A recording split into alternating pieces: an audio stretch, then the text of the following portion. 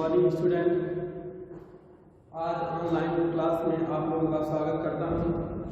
आज हम क्लास 10 में सोशल साइंस भारत में राष्ट्रवाद के उदय के बारे में हम आपको बताएंगे कि इसके पहले हमने भारत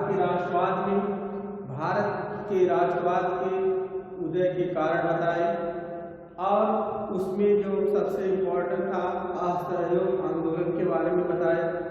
उसी तरह से आज हम इसमें जो है महात्मा गांधी जी द्वारा चलाए गए जो सबसे इम्पोर्टेंट परीक्षा में प्रश्न आते हैं वह है सविनय अवज्ञा आंदोलन के बारे में हम बताएंगे कि सविनय अवज्ञा आंदोलन के क्या क्या कारण थे और किस तरह से यह आंदोलन जो है होता है और हमारे देश में उस समय स्वतंत्रता के लिए लोग प्रेरित हो रहे थे और यह आंदोलन भी महत्वपूर्ण भूमिका निभाए।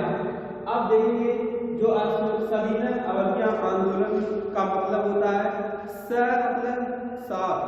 सविनय विनम्रता के साथ जो है अवज्ञा करना, यानी हम लोग क्या करें विनय के साथ अवज्ञा करेंगे, आंदोलन का उल्लंघन करेंगे, इसके साथ रह करके हम भारत को स्वतंत्रता कराने का प्रयास करेंगे।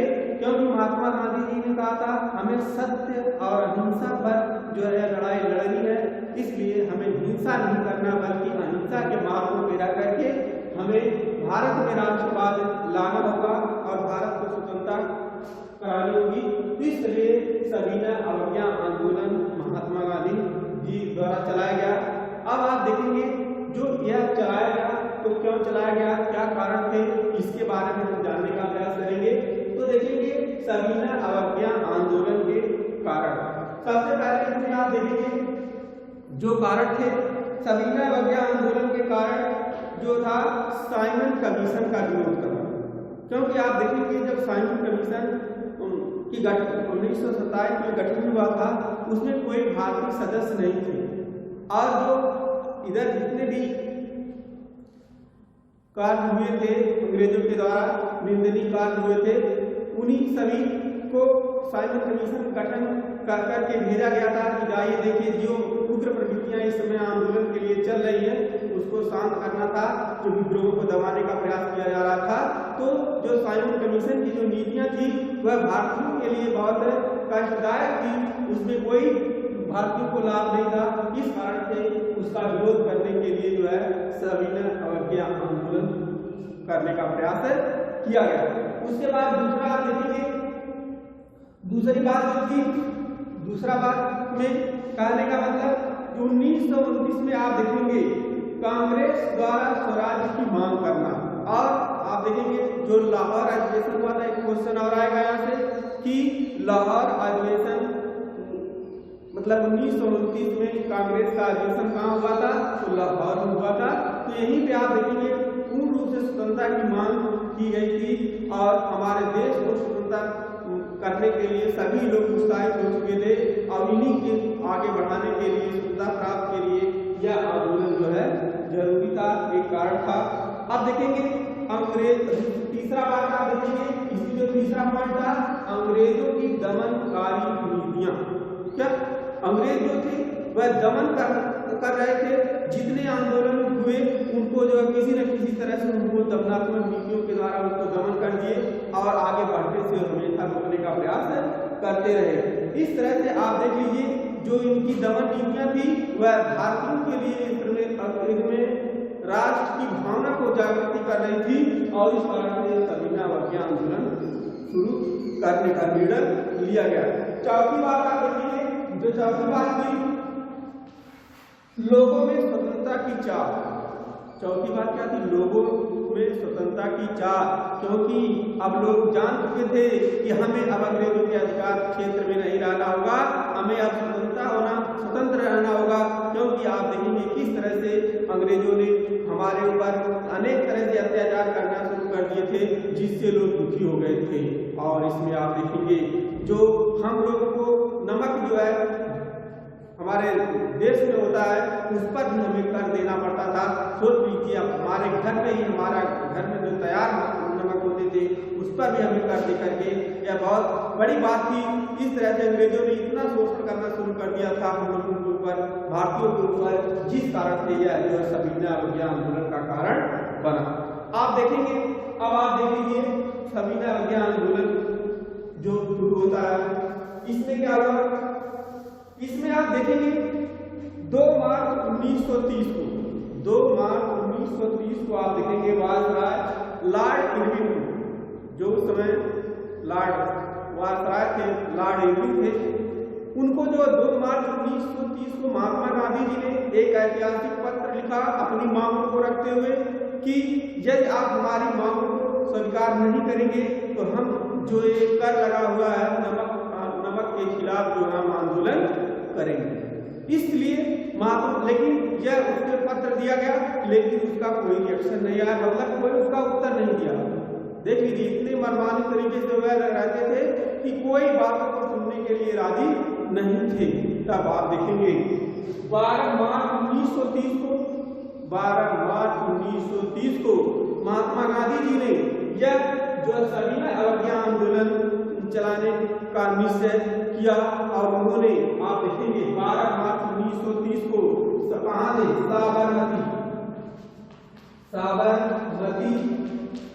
साबरमती आश्रम से, साबरमती आश्रम से 12 मार्च 1930 को यात्रा जो है प्रारंभ की, यात्रा जो है प्रारंभ किए। और आप देखेंगे उन्होंने जो है 78 अनुयायियों के साथ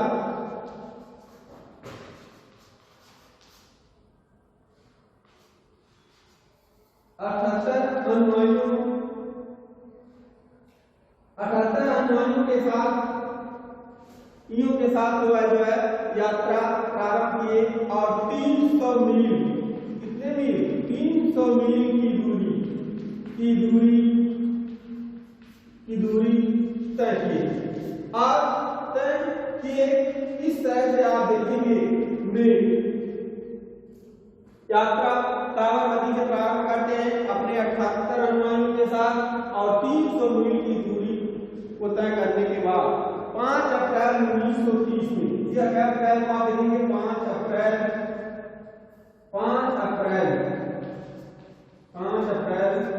1930 ईस्वी को दांडी पहुंचे। कहां पहुंचे, दांडी, गुजरात का एक जिला है दांडी।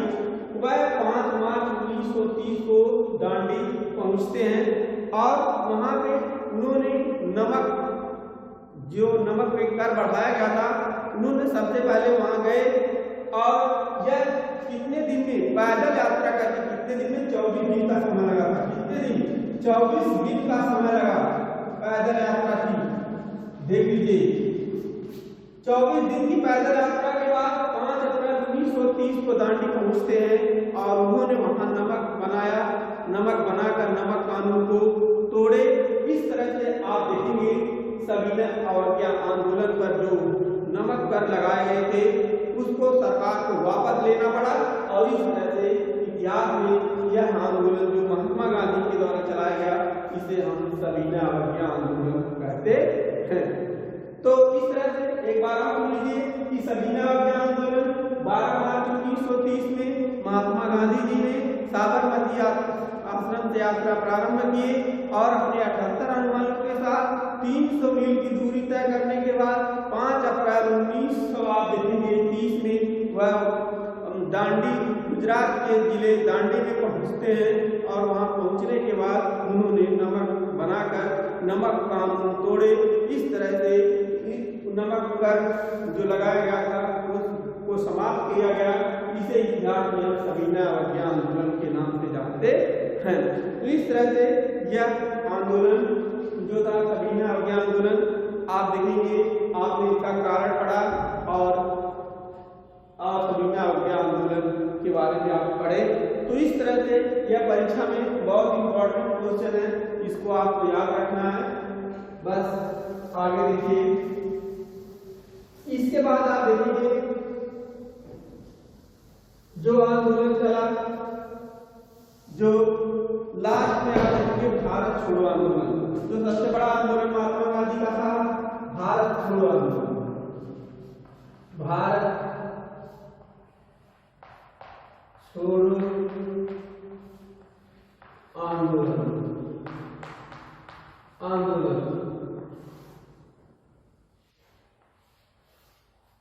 8 अगस्त 1942। आप देखेंगे यह भारत छोड़ो आंदोलन, अब मान लीजिए इधर सविना अवज्ञा आंदोलन हो चुका। इसके बाद जो सबसे बड़ा आंदोलन स्वतंत्रता के लिए हुआ जो भारत छोड़ो आंदोलन। आप देखेंगे गांधी जी ने जब अंग्रेजों से हार चुके, मतलब एक तरह से उनकी जो सत्य और अहिंसा की बात कर रहे थे उनसे कुछ नहीं हुआ, लेकिन अब आप देखें उन्होंने भी अब जो है करो या मरो, डू एंड डाई। जब आप देखेंगे 8 अगस्त 1942 को यह आंदोलन कांग्रेस के द्वारा जो है निर्णय लिया गया कि अब यह आंदोलन शुरू होगा और ये बहुत बड़े स्तर पे होने वाला है आंदोलन। तो इस तरह से आप देखेंगे महात्मा गांधी जी ने इस आंदोलन में डू एंड डाई, करो या मरो का नारा दिया। क्यों? वह जान चुके थे कि अब हम जो है इनके साथ जो है अगर ऐसा करेंगे तो हमको स्वतंत्रता नहीं मिल पाएगी, अब हमें इनके साथ उन्हीं की भाषा में जवाब देना होगा। तब जाकर के महात्मा गांधी जी ने जो है उग्र रूप अपनाया। इसके बाद आप देखेंगे अब भारत छोड़ो आंदोलन का जो कारण बना, आप देखेंगे जो उस समय जापान जो देखेंगे द्वितीय विश्व युद्ध में शामिल था, लेकिन जैसे ही जर्मनी जापान पराजित होते हैं भारत के लिए भी खतरा बन रहा था। उसी दौड़ में देखे कि ब्रिटिश जो है द्वितीय विश्व युद्ध में शामिल था और वह उधर अपने युद्ध में लगा हुआ है, या ऐसे इतना अच्छा मौका नहीं था। इस कारण महात्मा गांधी जी ने 8 अगस्त 1942 को जो है यह आंदोलन चलाने का फैसला लिया और उन्होंने जो है क्षेत्रवासियों को कहा कि अब यह समय आ चुका है कि हमें अंग्रेजों को बाहर निकालना होगा, और उन्होंने डू एंड डाई, करो या मरो का नारा दिया। और यह आंदोलन आप देखेंगे मुंबई में जो है 8 अगस्त 1942 को पास होता है और यह आंदोलन की शुरुआत होने लगती है, शुरू हो गई। और इस तरह से आंदोलन बहुत तीव्र गति से चला। वायसराय लॉर्ड विंडो के पास जो प्रस्ताव भेजा गया था, लेकिन उसने जैसे ही मतलब लॉर्ड विंडो के पास गया 8 अगस्त 1942 का प्रस्ताव पास के लिए भेजा जाता है, वह उस पर कोई ध्यान नहीं दिया और उसको क्या कर दिया, निरस्त कर दिया, उस पर कोई ध्यान नहीं दिया। और इस तरह से वह इतना जल्दी अंग्रेज हाथ मानने वाले नहीं थे और उन लोगों ने अनेक प्रकार से दमनात्मक नीतियां अपनाना शुरू कर दिया।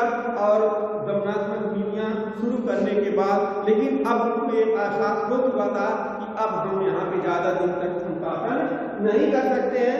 लेकिन उन लोगों ने जाते जाते आप देखेंगे भारत और पाकिस्तान में का बंटवारा करवा दिए, हिंदू मुस्लिम जो है राष्ट्र को अलग कर दिए, क्योंकि वह जानते थे उनकी नीतियां थी हिंदू मुस्लिम को एक अलग करने की थी। और इस तरह से आप देखेंगे उनको समझ में आ गया और उन्होंने कहा, समझ गए कि हमें यहाँ ज्यादा दिन तक नहीं टिकना है, तो इसलिए हिंदू मुस्लिम का विभाजन करवा दिए। और उन्होंने कहा जब तक हम अपना लोग संविधान बनाकर पेश नहीं करेंगे तब तक हम आपको क्षमता नहीं मिलेगी।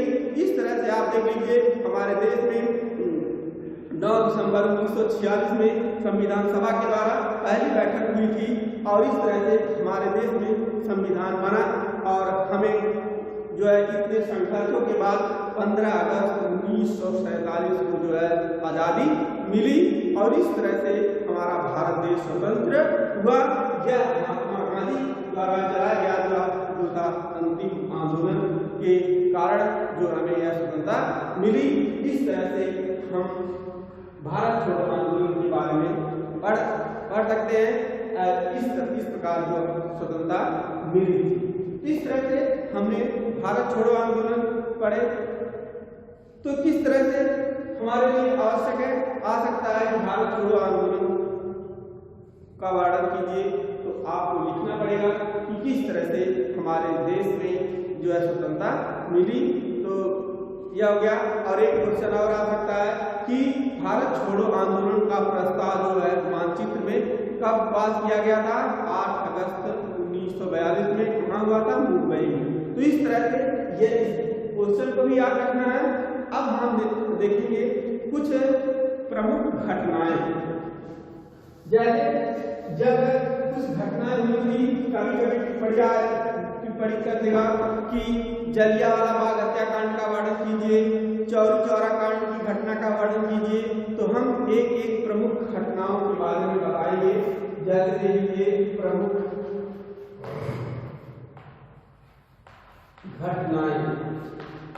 घटनाएं में यहाँ देखिए, प्रमुख घटनाएं नंबर 1 में जलियांवाला बाग हत्याकांड। इसमें आप देख लीजिए, जलियांवाला बाग हत्याकांड में क्या हुआ? 13 अप्रैल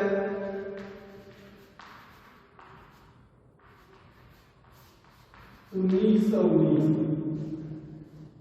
इसमें आप देखेंगे जलियांवाला बाग हत्याकांड में क्या घटना हुई। अब एक क्वेश्चन यहाँ से और पूछ देगा कि मानचित्र में भरने के लिए कि जलियांवाला बाग हत्याकांड कहाँ हुई थी? तो कहाँ हुई थी? पंजाब के अमृतसर में। तो अमृतसर में हुई थी, तो इसको भी आपको याद रखना है। तो जलियांवाला बाग हत्याकांड में आप देखेंगे क्या हुआ था कि रोलक एक्ट 1919 में लाया गया, काला कानून।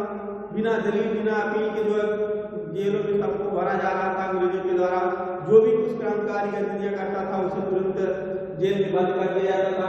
तो उसी के खिलाफ और आप देखेंगे गैर तरीके से लोग जो थे जेल में बंदी बनाए दिए जा रहे थे, जिस कारण से यह जलियांवाला बाग हत्याकांड आप देखेंगे होता है कि यह सभी क्रांतिकारियों को जब बंदी बनाया जा रहा था, देखेंगे सत्यपाल की जुलूम और अन्य लोगों के जो क्रांतिकारी नेताओं को जो है अमृतसर में जो है जलियांवाला बाग जलियांवाला बाग कहाँ पे? अमृतसर में। अमृतसर में पंजाब में पड़ता है, यह जलियांवाला बाग स्थान है। और वहीं पे लोग क्रांतिकारी जो है कुछ अपना जो स्थान पूर्वक जो सम्मेलन कर रहे थे। क्रांतिकारियों जो थे गिरफ्तार किए गए थे, उनके मतलब किस तरह से उनको छुटकारा दिलाया जाएगा, सारी बातें चल रही थी। और वहाँ बैसाख का मेला भी था, बहुत बड़ा मेला लगा हुआ था। बहुत लोग, करीब बहुत 20,000 लोग इकट्ठा हुए थे।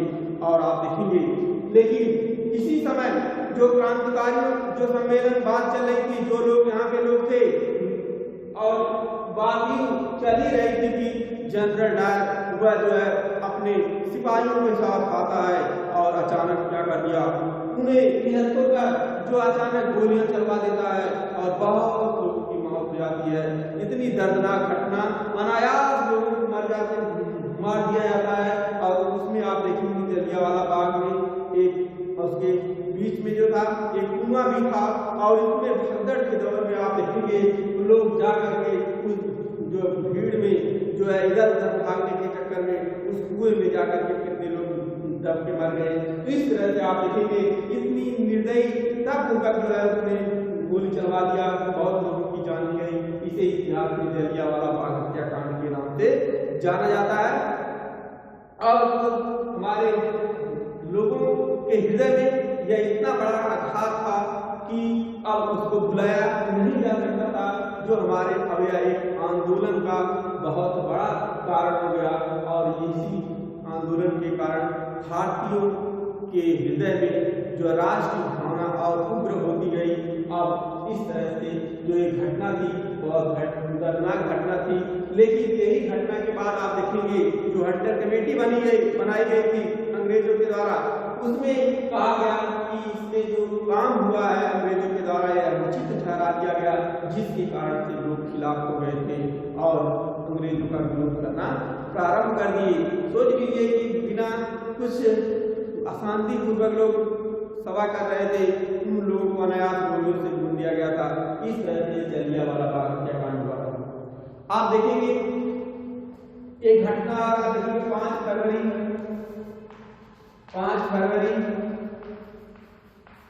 1922 5 फरवरी 1922 में चौरी चौरा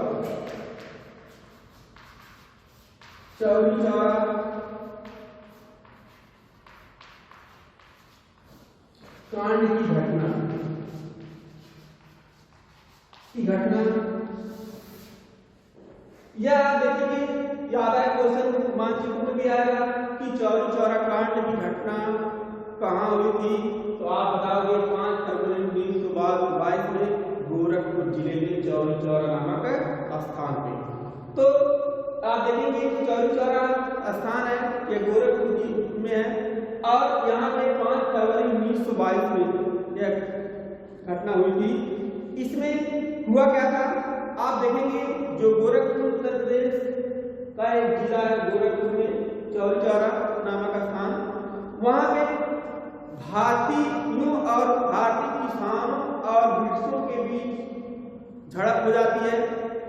अब किसान लोग आराम से अपना जो है शांतिपूर्वक जा रहे थे, ब्रिटिश सरकार ने, ब्रिटिश के लोगों ने उनसे झड़प कर दिया, जिसके कारण से जो भारतीय लोग थे, किसान थे, उनको आपको पता होगा कि जो 13 अप्रैल 1919 की घटना उनके हृदय में जो घाव बनाई थी, जैसे ही चौरी चौरा नाम का स्थान में आप देखेंगे ये घटना किसानों और जो है ब्रिटिशों के बीच होती है, उसी दौरान जो वहां का पुलिस स्टेशन था, जो पुलिस थाना था, वही पुलिस थाना के आसपास लोग थे और तुरंत सभी किसानों ने उस पुलिस स्टेशन को घेर लिया। जैसे ही पुलिस स्टेशन को घेर लिए और घेरने के बाद आप देखेंगे उन सभी पुलिस कर्मियों को इकट्ठा करके उस जेल को जो है मतलब पुलिस थाने को जो आग को समर्पित कर दिया और उसमें आप देखेंगे जो 23 पुलिसकर्मी जो थे शहीद हो गए। तो इस तरह से अंग्रेज जो लोग थे उन लोगों को सबक यह घटना सिखाई कि हम जिस तरह से उन लोगों ने हमारे भारतीयों के साथ अत्याचार किया, अनाथ गोलियों से भूना गया, उसी तरह से भारतीयों के अंदर जो बदले की भावना उस समय आई और इस तरह से चौरी चौरा नाम का स्थान पे जो अंग्रेजी पुलिसकर्मियों को थाने में बंद करके जो आग लगा दी, इसी घटना को आप देखेंगे चौरी चौरा कांड के नाम से जाना जाता है। तो इस तरह से आप देखेंगे इतिहास में यह क्वेश्चन बहुत पूछे जाते हैं कि जलियांवाला बाग हत्याकांड जो चौरी चौरा कांड की घटना यह मानचित्र के दृष्टि भी बहुत इंपॉर्टेंट है। तो आप देखेंगे गोरखपुर जिले में चौरी चौरा नाम का स्थान पे जलियांवाला बाग हत्याकांड अमृतसर में हुआ था, पंजाब में पड़ता है। इस तरह से इन प्रश्नों को भी हम याद रखेंगे और इनको भी घटनाओं को भी हम याद रखेंगे कि कौन सी घटना क्या क्या हुई थी। तो इस तरह से आज हम इतना ही आप लोगों को भारत के राष्ट्रवाद में प्रमुख घटनाओं के बारे में बताए और सविनय अवज्ञा आंदोलन के बारे में बताए और भारत छोड़ो आंदोलन के बारे में बताए। इसके बाद हम अब अगले वीडियो में आपको बताएंगे। धन्यवाद।